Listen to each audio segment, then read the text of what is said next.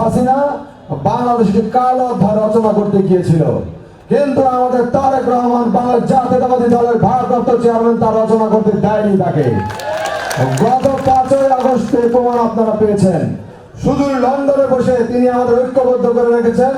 আমরা দেশকে তারেক রহমানের নেতৃত্বে প্রতিটা আন্দোলন সংগ্রাম সফল করব এবং করেছেন তাদের সবাইকে স্বেচ্ছাসেবক দল ঢাকা মহানগর উত্তরের পক্ষ থেকে আন্তরিক শুভেচ্ছা ও অভিনন্দন। বিগত সময়গুলিতে এই এলাকার চাঁদাবাজি দখলবাজি করেছে, এই এলাকার মানুষকে শোষণ করেছে, এই এলাকার মাদকের ব্যবসা করেছে, যারা দখলদারিত্ব করেছে বিভিন্ন শিল্প কারখানায়। আবার তারা যারা মাথা চাড়া দিয়ে উঠতে না পারে, আপনাদের প্রতি আহ্বান থাকবে, আমাদের মহানগর সভাপতি সাধারণ সম্পাদক সহ মহানগরীর বিচক্ষণ নেতৃবৃন্দের প্রতি আহ্বান থাকবে, আপনারা নেতৃত্ব যাচাই করবেন, নেতৃত্ব যাচাই বাছাই করে আপনারা নেতৃত্বের মাপকাঠি নির্ধারণ করবেন।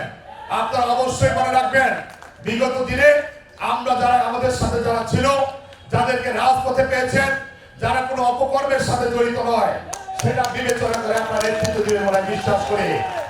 আপনাদের প্রতি আহ্বান থাকবেন, আজকে বাংলাদেশের যে অবস্থা, আজকে সারা বাংলাদেশ জাতীয়তাবাদী দলের নেতা কর্মীদের ভরপুর। আজকে রাস্তায় দাঁড়ালেন দেখা যায় তারেক রহমান আর বেগম খালেদা জিয়া সৈনিকদের, এত সৈনিকের দরকার আগে ছিল, কিন্তু তখন আমরা পাইনি।